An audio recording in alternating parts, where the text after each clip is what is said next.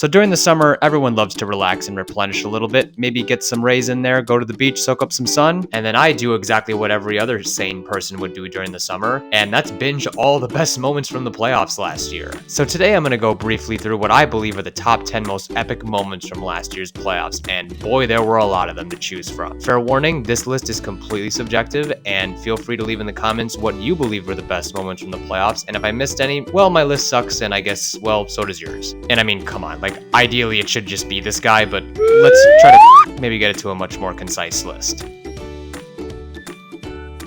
So coming in at number 10, I guess you could say the worst of the best moments, we have one that doesn't involve any goals, believe it or not.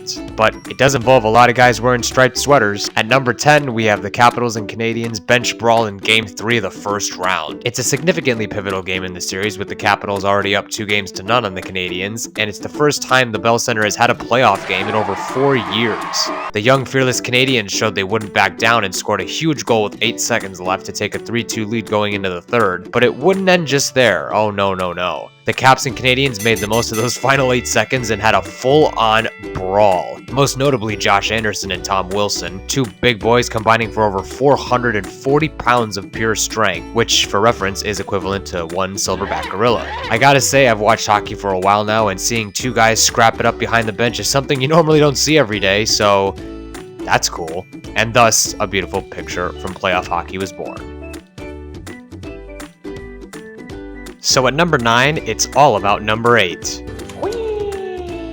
Coming off the heels of breaking Wayne Gretzky's all-time goal-scoring record of .894, the Great 8 decided to flex on us a little bit longer by kicking off the team's playoff run with the first overtime goal of the playoffs. It's hard to believe that of all 77 playoff goals that Ovechkin has scored, not one of them has hit the back of the net in the extra innings. For Ovechkin to go from breaking an all-time record in the regular season like Gretzky's to netting his first overtime goal in the playoffs, it just made for some great theater for hockey fans.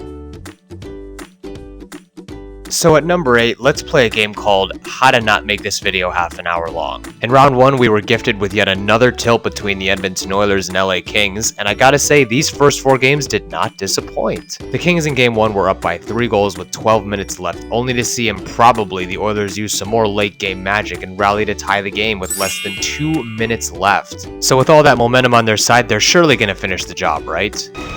Wrong.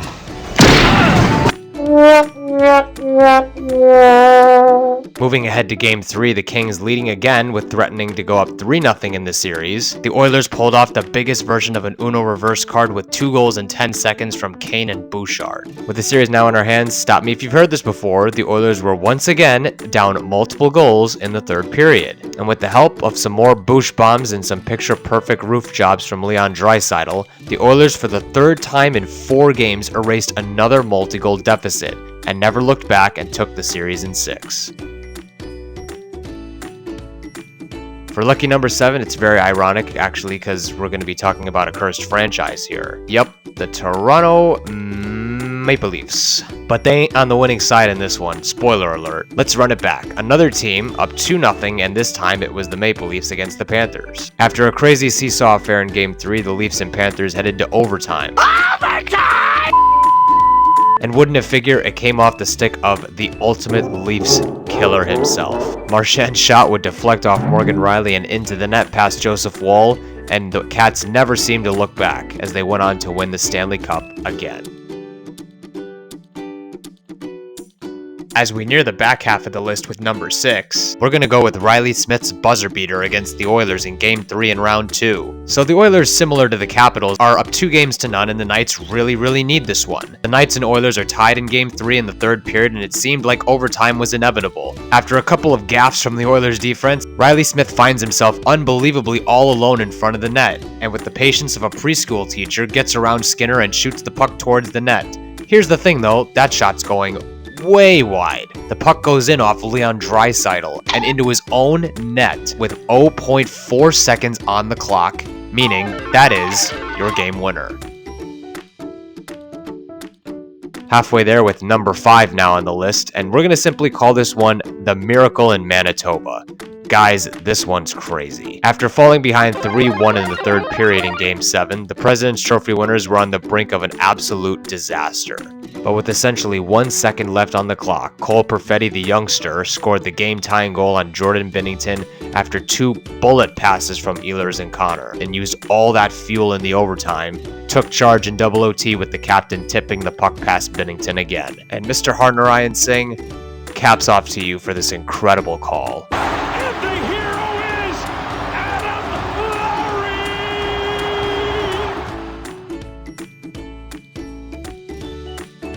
And the great Brad Marchand is at it again. In Game 2 of the Cup Final, Corey Perry had just knotted up the game with a goal with less than a minute left. If the Oilers scored the next goal in OT, they take a 2-0 lead down to Sunrise, and who knows how this series ends up if that's the case. It completely flips the narrative, and the Cats might not be the Cup champs at this point.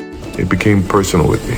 The sneaky goal-scoring machine Brad Marchand would score another goal with a squeaker through the legs of Stuart Skinner, and to me, this is where the Cats ultimately won the Cup, and his mom was noticeably very pleased with this outcome.